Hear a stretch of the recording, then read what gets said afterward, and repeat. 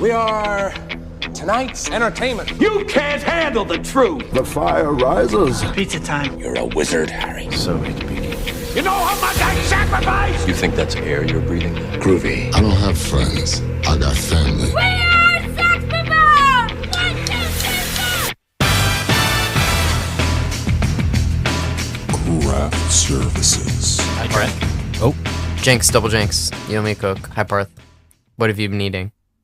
Thank you for asking. Trent, I don't have too interesting of a story. I have sort of a classic Parth meal in the morning. Yesterday, my dad went to New York. Can you guess where this story goes? Here, I'll finishing each other's sandwiches. Yeah, he got Krispy Kreme donuts from Penn Station because he's a good, consistent father. Mm-hmm. One of the few. Glazed? Standard glazed? Glazed. 12er? The dozen? Mm-hmm. No baker's dozen, though. There could be a little, secret compartment on the box where they put the 13th donut. Should be.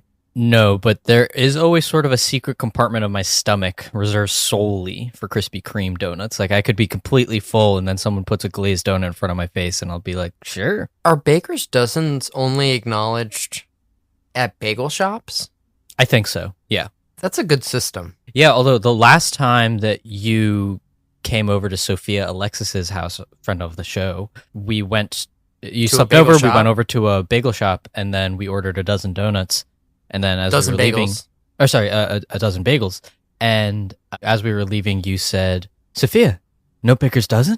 It's the one place on earth where that rule applies. And then she said, shut up. It's like you don't buy 12 cars or 12 bottles of, water and expect a 13th bottle of water or car.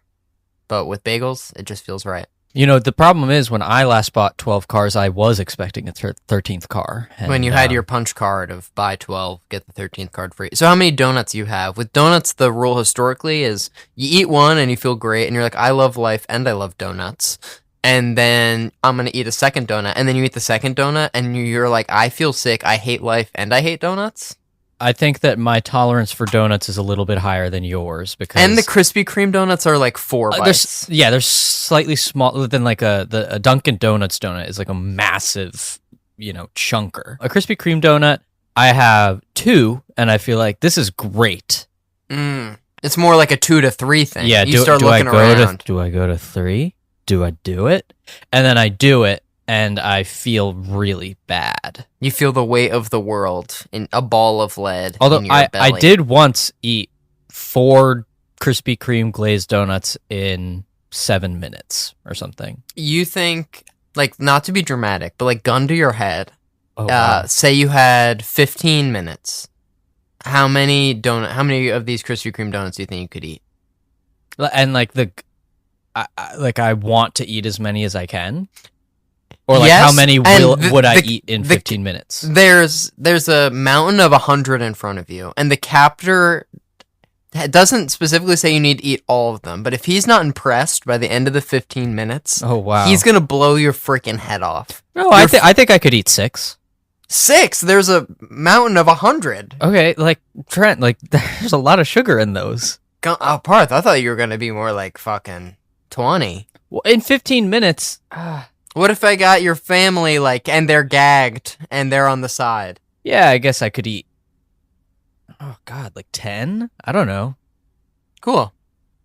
Does it up the ante or, increase the amount of donuts you'd be able to eat if, say your brother from the Scott Pilgrim discussion, he's bound and gagged on the floor, there's a gun to his head.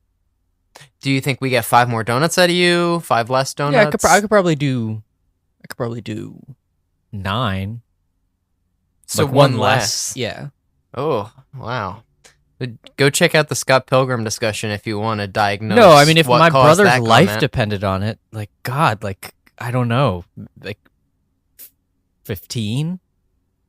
That's very brave of you. But now I'm just saying numbers, because I feel like if I actually started eating the donuts, I don't know, I feel like I'd get so sick. Yeah, you would reach a level of discomfort that, we're talking about how uncomfortable we feel after 3. I mean, so we had a multiply scene in the movie that I produced, which is now premiering at Art of Brooklyn Film Festival, which actually will premiere tomorrow if you're listening on the day of this episode releasing, listener. There's a scene in which, without giving much away, the main character eats a lot of cookies. Mm-hmm. And the day that we shot that scene was, I think, the last day of the shoot. And the main actor, Jefferson White, friend of the show, came up to me and he was like, "Bro, my tummy's rumbling." And he had to drive all the way home. And I felt bad for him. So that's an rumbling anecdote for you. afterwards? Like he was Yeah, sick like in he the was like, aftermath. that like really fucked me up. How many Eating a plate. takes did It was a one take thing because we only had so many cookies. And so he just did it once and they nailed it and then he was sick. But it was, I mean, Trent, it's a full plate of cookies. No. I've seen the film. I was in, there's no hidden cuts in there, no CGI where they're having, he's not eating the cookies, guys. That's not in the budget. We just got him to eat the cookies. No, there's only real food eating in Drink and Be Merry, Adam Volerch's debut feature film. And there's only real talk of real eating on Craft Services. So Trent, I have to ask you, what have you been eating most recently? Thanks for asking, Parth. You're looking well, by the way. We have a movie podcast. Thank you. I worked on a show with Tony Shalhoub. Hey, Monk. Monk. And he's like going all over the world, like eating food, which is pretty cool. And so I worked on that show for like the New York episode, and then they just went to Japan without me. Crazy. What the hell? With Monk, and did more shooting and had a bunch of fun. And then they came back, and I picked them up from the airport and picked up their van of equipment, blah, blah, blah, blah, blah, and put it back on the shelf. That was my contribution. And someone being nice, clearly not originally intended for me, but pulled out of their bag a Japanese bakery treat and was like, "Oh, Trent, I got this for you." They clearly just like were being nice. I mean, that's nice. It was nice. But speaking of donuts, it was like it only had, Japanese writing on it. It's from Japan. And I was like, "Oh, this exotic thing." And he's like, "You have to just dip it into your coffee. If you don't dip it into your coffee, it won't taste very good." And I was eating it yesterday for breakfast. And I was trying to figure out what it is. And I was like, "This is just a fucking glazed donut." And it was really good. Wow, so we both were aligned. Very circular. But mine's like more exciting and exotic. And like Parth, I studied abroad, so like this is an extension Trent, of that. You never like to bring it up, but I hate bringing it up. But can I talk about it? But doesn't it kind of change you studying abroad? There was before, and now this is after. Mm-hmm. And it's just the thing. It's like travel. It changes someone. It's expanded my mind. I just feel like there's certain connections you can put together. You talk to people and you talk about art and music and life and society. And it's just you gain a love deeper understanding romance of what it is to be human, this sort of experience that we're all experiencing. But you really understand that we are all experiencing, Here in America, we've just gotten so... insular. What's the word? There's this... it's just certain je ne sais quoi, you know? Wow, Trent, I wouldn't even have... That must be because you went to Europe. I would never have thought of that. How could you have? It's in a different language. Mm-hmm. But filmmaking is like a language of its own. Wow. And here on Craft Services, we've gotten pretty good at talking. Not great. We're not native speakers, but we're getting there. But in our native tongue, we do like to make fun of people that go on study abroad trips and then come back acting as though, they're completely different people. But what we also like to do on this show is cue the intro.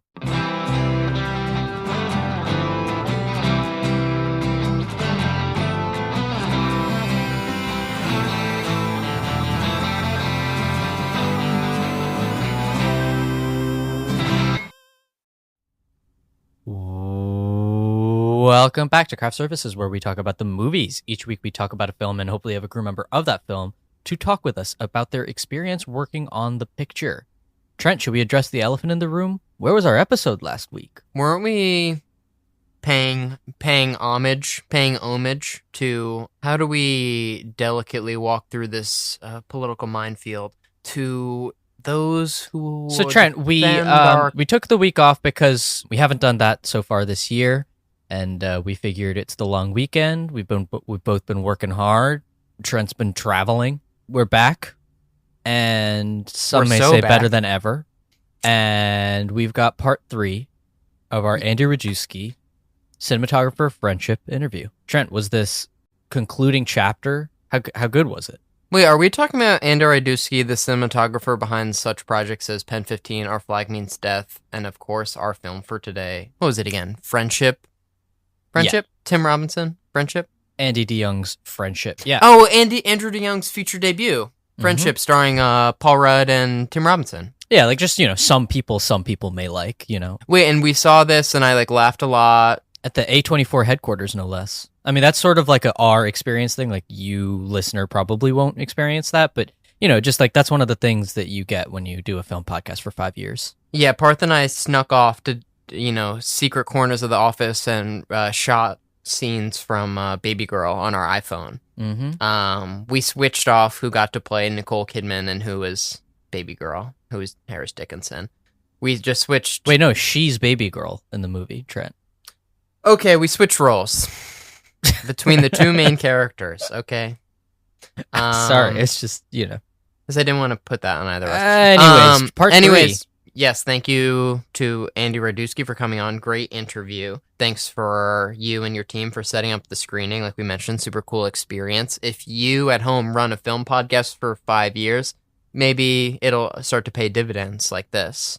Yeah. But where you only can after pay 5 $30 years. to go see a movie for free. Because you have to travel into New York to do it. Precisely. But, if you listen to part 1, we just talked sort of like general Andy Rydzewski getting into his film career. Episode 2 was like specific scenes, and then we took a week break. And then he gave us so much of our time, we rarely have a 3-part interview. Yeah. And so we just started talking about like fantasy football, weekend plans. He was telling us like favorite baby names. Mm-hmm. He had to run to 7-Eleven. He's like, do you guys want to come? We could keep the interview going. We were like, sure. He was like, what should I buy? What Slurpee do you like? Yeah, it was crazy. Yeah, and if you're listening, if you're going to continue listening to this episode, we assure you that is exactly what the interview entails. But also, we slipped in some stuff about movies and about life. Wow. Like about culture. Well, he art. actually ends this interview with some very kind words about our podcast. So I kind of want to let the. So make sure to tune out before that. As soon as he starts being like, "Hey guys, I just wanted to take a minute to acknowledge your podcast is pretty cool." You're good. You've heard everything of substance, and you can check out substance. Yeah. We need to get to this interview, Trent. So why don't we cut to it? Do it and cue it. Okay.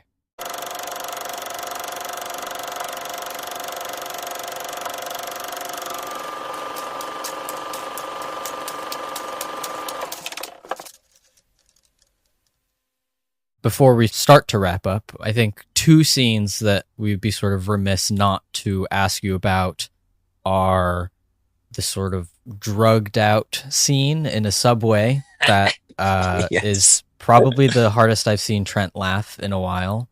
And then also Connor O'Malley's, I don't know if it's a cameo or what you call that, but it's his scene. If you could talk about those 2 scenes, because those are 2 of my favorites. Yeah, it's funny.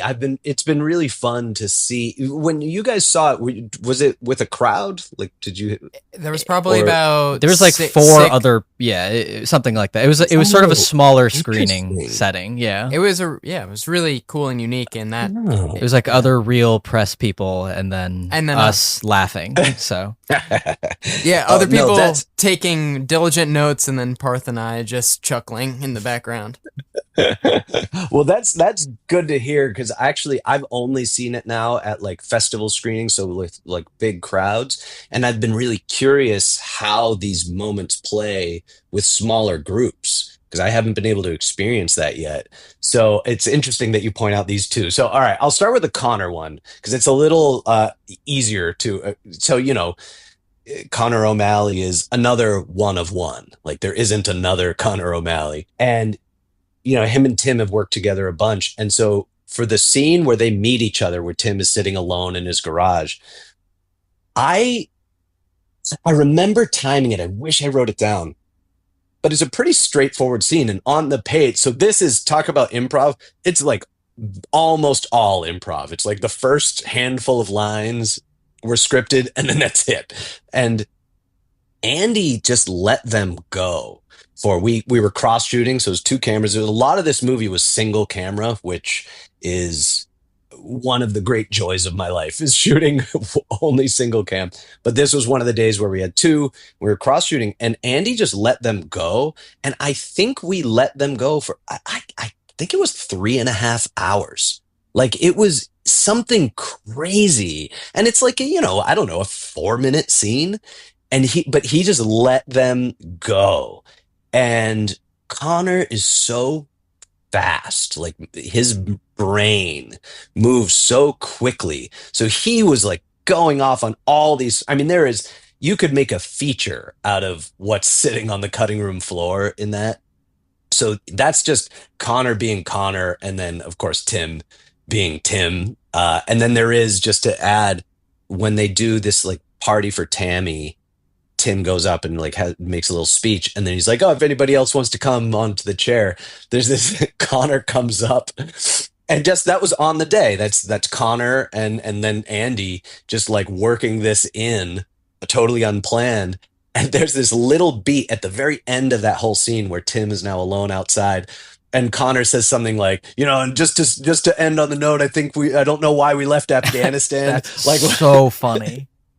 Andy pointed out that that's been consistently one of the biggest laughs of the whole movie, which again, it's purely Connor. And then of course, Andy and Sophie in the edit, like placing that in just the right spot. But yeah, that's the most heavily improvised piece of the whole movie, is the Connor O'Malley, it's like having a wild horse. And so it's like a little unnerving, and you're just like, all right, let's just all be safe and see what happens. And then, the drug trip is, I really had been enjoying watching this movie because of the anticipation, so I often say like comedy and horror or thriller are all the same. It's like tension, release. And we all have expectations when there's a drug trip coming up, and they tend to be, especially in movies, like it's exciting. It's like, ooh, what are they going to do with this drug trip? And comedy is so much about subverting expectations. And it's it's really wonderful to have something like that where you're like, we're going to try this and let's see how it lands. And it's been landing so well. And the Subway piece of that, 2 things. One, Subway, I was like, well, never in a million years are we going to get Subway to agree. And they were awesome. They were so into it. They had a lot of ideas too. They were like, oh, what if this? What if that? But I was so thrilled that they were really supportive of it. And then the other thing, which was really hard, and like this lesson that I think I'm going to carry with me for the rest of my career, is we shot that on day 1, and just the Subway piece. And, it takes, at least for me, I'd say it takes 3-4 days to really find the rhythm of a project, which is dangerous because it means those first few days, like you're really finding it. And that Subway scene has to play flat and boring. It has to be empty. It has to feel like, but we're shooting it on day 1 and we're just like, should I bump the contrast? Should I make the lighting? And you're like, no, it has to look bad. Like it can't look cool. It can't. And so it was really like difficult. I was really nervous to shoot that piece on day 1 was unnerving.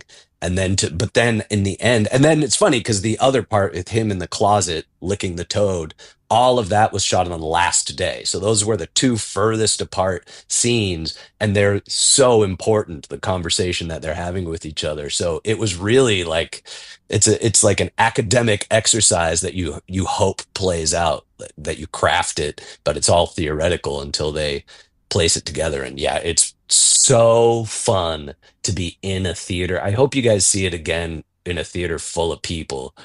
Yeah, because that's a fun. Now you know to anticipate, to feel that anticipation, and then as the subway thing is playing out, the emptiness, like people are like waiting for like a dragon to come out or something. It's a delight, a delight. It's so funny. One of our standard closing questions is, what's a lesson from this movie that you will carry with yourself for the rest of your career? And you basically spelled that out word for word, which is so funny. So here's a different question. We're talking about the cutting room floor a little. Is there any sort of significant scenes or sequences that were shot and then ultimately cut from the movie or not pursued? Yeah, there's one that stands out. There are a bunch though. I will say, so my standard, I'd be curious how you guys feel about this. My standard review of movies now feels like, whether it's positive or negative, when I come out of a movie, I'm like, well, it's 20 to 40 minutes too long, but, and then, whatever, but it's great or whatever. And this movie, they were really good about keeping the length down. I think it's 97 minutes total, something like that, which is pretty crisp. And that said, I miss everything that is not in the movie. So I would have done a terrible job. I would be like, no, you got to have all this. The one scene that I miss is Tim's coworkers. They come over at some point for like a brief hang. At the end of that hang in the garage, there was a scene where he kicks them all out. And then they get out to the street and they look up and they see Paul hanging out with his son. And so they walk up and they all hang out. And it's a scene where Paul is really like full charm and they're all hanging out, and you get to hang with the coworkers a little more, because all of those actors are wonderful performers, but most of their performances got cut. But there's a great scene up there where they fall in love with Paul, and there's this great thing where he like looks up at the stars and he's like, and I wish I could remember what the speech is, but he gives a speech about the profundity of life, and you look at the coworkers and they have tears coming down. Like it's a really fun scene. But they were diligent. They did the right thing. Like, I have no notes for their edit, but I think that's the stuff I miss, is a little more of the coworkers, and then watching them be with Tim, and yet still everybody falls in love with Paul. Like, you can't resist him. So as we sort of start to close out, is there anything else that you're working on that you can promote that's either coming out soon or that you're working on currently? That's a good question. I have, after I shot Friendship, I shot another movie for Point Grey, the Seth Rogen and Evan Goldberg company. But I don't know when that's coming out. And then I shot a pilot for Hulu, so we're waiting to see about that. I've got an HBO series that I'm jumping onto this summer. But I think all of these things are a little ways away, unfortunately. So I'm itching. We'll keep an eye out for it. Trent, is it Big Kahuna time? Oh, Parth, I had one more before the Big Kahuna. Please. Sorry, there's one more good one we'll slip in. Is there a specific scene or shot that would you say presented, like, even if it's sort of unassuming, like presented a huge challenge for you in terms of getting it? Oh, that's actually, yeah, you know what? I've got one. This is maybe a little bit of a cheat, but I'm going to shoehorn it in. One of the things that I became obsessive about, it was after a conversation I had with Andy on like a weekend. We were just kind of talking about the project, and this idea of a false ending where there's like it's like it seems like you La La Land it. Yeah, we La La Land it. There you go. But I just was like, oh my God, there's such an opportunity here where he's like, Tammy is back in the house and they're kind of getting along. It's even a little flirtatious. and it seems like, oh, you know what? Maybe everything's going to be okay. And so I'll see if I can track this. So we had two, I believe, unless I'm just conflating them in my mind, but two like blizzards. It might have just been one and it just stacked. I can't remember.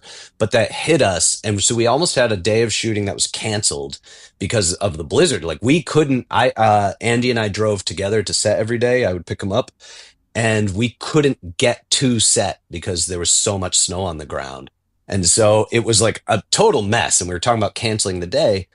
But it also, we're shooting the whole movie out of order. So there's snow and it's connecting to scenes that we've already shot where there's no snow. So on one of the nights that we were shooting, one of these blizzards came in and it started to snow. And it was as we were shooting the minivan stunt, basically speeding up the road, trying to hit him. He climbs over the fence and it's starting to snow. But we were like, oh no, we shot him coming out of the house and there's no snow and this like mismatch, and everybody was kind of like, oh, we're fucked. Like, what do we do?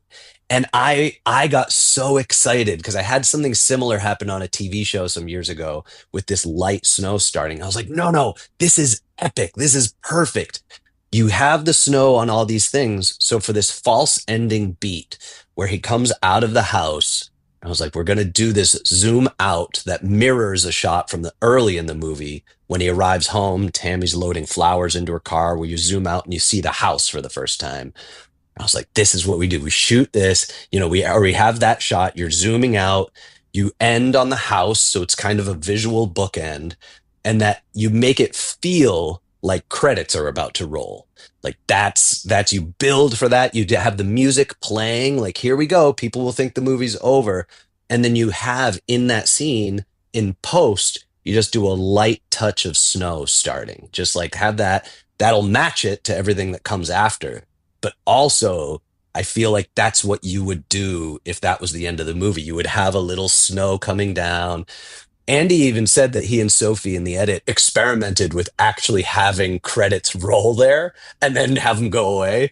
But I think that was one of those things where it was like a real problem because half had snow and half didn't, and figuring out how to make it work. And I think I always talk about the film gods. I'm a big believer that like when you're working on a project, if you really dedicate, the film gods are watching you, and and I think they gave us a real gift for that scene. And so what initially was a panic and a challenge ended up being, I think, a real blessing. Parth, it's time. Well, I mean, that's an amazing answer. It's Big Kahuna time. Yeah, it's so the Big Kahuna final question is just, what is the last great movie you watched? And it can be a rewatch or a first time watch, but it can't just be good. It has to be great. Yeah, well, luckily for me, I want to say The Brutalist because I've been really talking about this, but I yesterday went and saw Warfare, and that's my plan for later today is to go see Warfare. Oh, perfect! You will bookend me then. I will keep it light, but I think Alex Garland. I'm a huge Alex Garland fan. He is on a real heater of tension. Like that guy is, and this is, I think, one of the most tense movies I've ever watched in my life. It's some of the most incredible sound design I've ever heard. It's really like, but the man, when you're like, I don't want to say much, but the tension, he's like playing me like a fiddle. I was in the theater, like, just like putting my arms up, like just waiting. I was like, something's about to happen. I could tell, but he's like, oh God. And it really, talk about craftsmanship. He really is using every element of filmmaking. He's taking it to like its furthest degree and just pushing. So I think Warfare is an incredible sampling of craftsmanship across the board, like all these elements coming together in a like such an experiential, is that a word? The experience. He's immersing you in that. Like it's really profound. I love strong craftsmanship, and that he crushes it in that, him and his team. Well, thank you so much to Andy Rydzewski. He's the cinematographer behind such projects as Pen 15, Our Flag Means Death, and Our Film for Today. Andrew DeYoung's, I believe his feature debut is Friendship. Thanks so much for being here. Thank you guys. You can catch.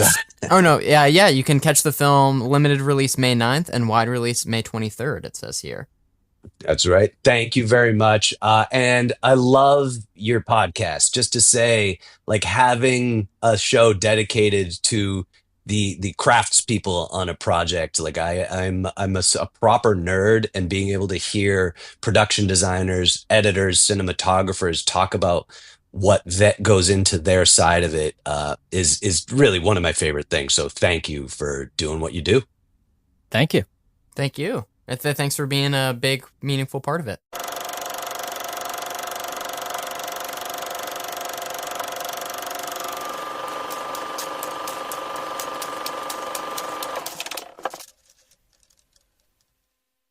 What an interview.